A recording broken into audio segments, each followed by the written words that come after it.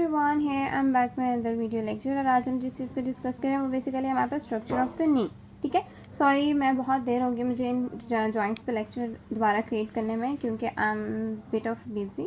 So start from the very first, the knee joint. Knee joint is basically a large synovial joint. ठीक है, अब ये large synovial joint का इसका basic मतलब ये है कि ये एक ऐसा जॉइंट है जहाँ पे हमें पता है साइनोवियल मेम्ब्रेन है, साइनोवियल फ्लूइड है, और भी बहुत से स्ट्रक्चर्स है जो हमारे पास एक साइनोवियल कैविटी में प्रेजेंट होते हैं। ठीक है, अच्छा अब एक ये ऐसा जॉइंट है नी जॉइंट, ठीक है, जिसका हमें पता है कि ये बहुत मेजर जॉइंट है हमारी बॉडी का। ठीक है, दूसरी ये बात कि ये एक ऐसा जॉइंट है जो हमारे पास मैक्सिमम मोस्टली मैक्सिमम जो है ना वेट बेयर कर रहा होता है। ठीक है, बॉडी का, इसलिए इसकी क्रिएशन ऐसी की गई है कि ये एक बहुत स्ट्रॉन्ग जॉइंट है। ठीक है, तो इसको एक लार्ज साइनोवियल जॉइंट है जिसकी 3 आर्टिकुलेशंस हैं with in the joint capsule. Joint capsule के अंदर 3 आर्टिकुलेशंस मेनली पाए जाते हैं। ठीक है, 3 आर्टिकुलेशंस का मतलब ये है कि 2 आर्टिकुलेशंस ऐसी हैं कि फॉर एग्जांपल ये फ्यूमर के 2 कॉन्डाइल्स हैं और ये टिबिया।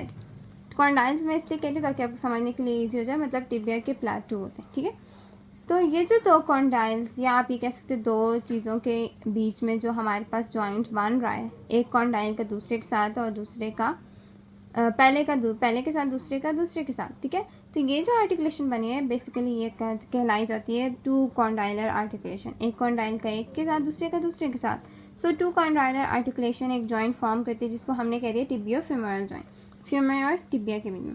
अब हम इसको डायग्राम से भी देख लेते हैं कि कैसे है कि ये हमारे पास फ्यूमर आ रही है और ये हमारे पास टिबिया। ठीक है, जो हमारे पास फ्यूमर है ना, उसका ये है कि फ्यूमर का जो मेजर एरिया है, ठीक है, ये 2 कॉन्डाइल्स हैं, वो टिबिया के 2 प्लेटूज के साथ अटैच होते हैं, इसलिए इस जॉइंट को कॉन्डाइलर या 2 कॉन्डाइलर आर्टिकुलेशंस कहा जाता है। ठीक है, थर्ड आर्टिकुलेशन जो होती है form joint called as patellofemoral joint. ठीक है, तीसरी अब हमें पता चल गया 3 आर्टिकुलेशन की हमने बात की, 2 तो कॉन्डाइल्स के बीच में बनी, पर थर्ड वाली जो होगी वो हमारे पास किस जगह बनेगी, पेटेला और आप क्या कह सकते हो फ्यूमर के बीच में। ठीक है, सो अगर सबसे पहले हम डिस्कस करना स्टार्ट करें टिबियोफेमोरल जॉइंट को, तो इसमें उन्होंने बात की है 2 कॉन्डाइल्स हैं, मीडियल और लेटरल कॉन्डाइल्स। ठीक है, दोनों के, चाहे वो टिबिया है चाहे वो फ्यूमर है। ठीक है, पर हम इसको प्लेटो कंसीडर करते हैं टिबिया के अंदर। ठीक है, condyles of tibia and femur articulate to form 2 side by side condyloid joints. ठीक है, जैसे मैंने कहा कि कॉन्डोलाइट जॉइंट्स बना रहे हैं। Screw home mechanism bring the knee into a closed back position of the full extension. Screw home mechanism मैं बाद में भी डिस्कस करूंगी, पर मैं आपको लिटिल सा बता देती हूँ कि जब हमारे पास फुल एक्सटेंशन में जाता है ना, नी फुल एक्सटेंशन में जाती है।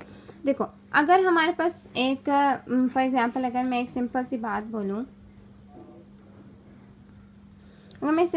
बोलूँ कि हमारे पास एक बंदा है जिसके ये हिप जॉइंट है। ठीक है,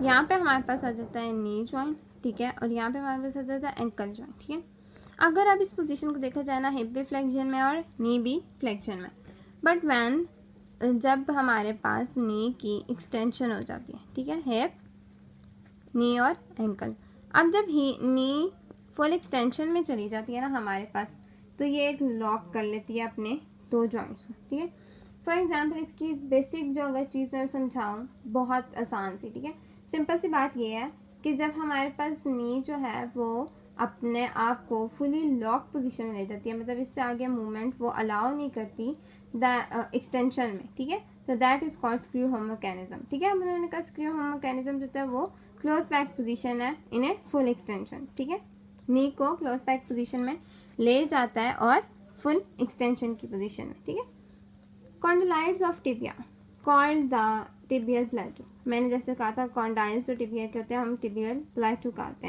हैं उनको। ठीक है, सो फंक्शन, अगर मेन फंक्शन देखा जाए तो joints function together as a modified hinge joint. ठीक है, जॉइंट होता है वो फंक्शन करता है together as a modified hinge joint के तौर पे। ठीक है, because of restricting ligaments with some lateral and rotational motion allowed.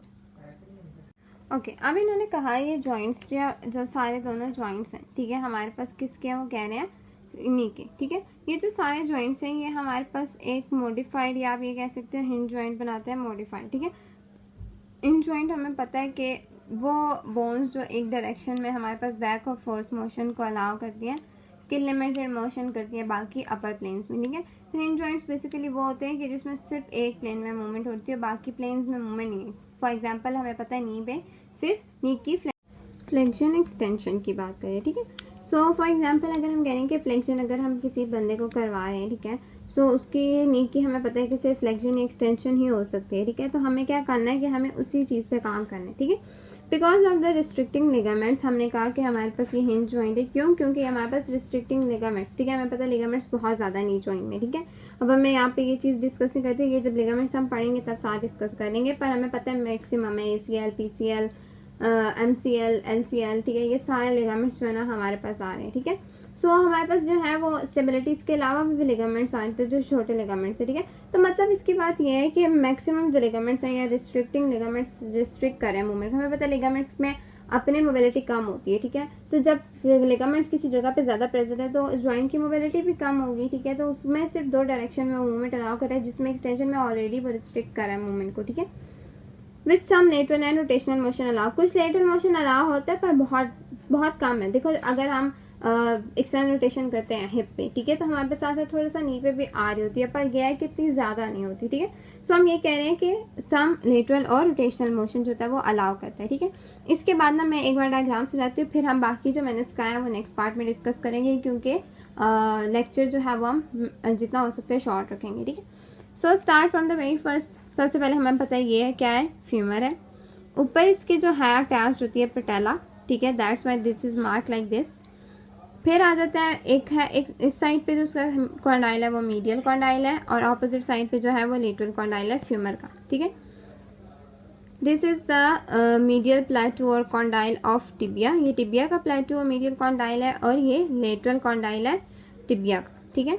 नीचे आ जाए तो हमारे पास इस एरिया में टिबियल ट्यूबरोसिटी प्रेजेंट होती है, ठीक है, क्योंकि ये मेजर लैंडमार्क था इसलिए मैंने यहाँ पे प्रेजेंट किया है। और जहाँ पे दो प्लेटो या कॉन्डाइल्स जो हैं वो हमारे पास टिबिया के हैं, वहाँ पे एक अपर सा पोर्शन बनता है एमिनेंस टाइप, ठीक है, या उभरी हुई किसी चीज़ को कहा जाता है, तो उस एरिया को कहते हैं हम इंटरकॉन्डलाइड एमिनेंस, ठीक है। फिर नीचे आ जाती है हमारे पास बेसिकली ये आ जाती है टिबिया, ठीक है। ये हमारे पास बेसिक जो डायग्राम है ये शो कर रही है हमारे पास नी जॉइंट को, बेसिक नी जॉइंट को, ठीक है। इसके अलावा भी बहुत लिगामेंट्स और वो हैं, वो हम एक्सटेंसिव जब लिगामेंट्स डिस्कस करेंगे हम उनमें डिस्कस करेंगे। So thanks for watching. फिर भी कोई चीज़ समझ ना आए तो कमेंट सेक्शन में पूछ सकते हैं। और ये आज का मेजर जिस पे हमने काम किया टिबिया फेमोरल जॉइंट पे किए, ठीक है। नेक्स्ट हम देखेंगे मेनिस्कस, ठीक है। और जो हमारे पास टिबिया फेमोरल जॉइंट है वो हमारे पास इस रीजन में बनता है, ठीक है, वो दो कॉन्डाइल्स के बीच में, ऑपोजिट कॉन्डाइल्स के बीच में। फॉर एग्जांपल अगर यहाँ पे मीडियल है, लेटरल है फेमर का, तो यहाँ पे लेटरल है टिबिया का, यहाँ पे मीडियल है फेमर का, तो यहाँ पे मीडियल है टिबिया का। ये आप आपस में कॉन्डलाइड जॉइंट या आप ये कह सकते हैं कि टिबियो फेमोरल जॉइंट बनाते हैं। Thanks for watching.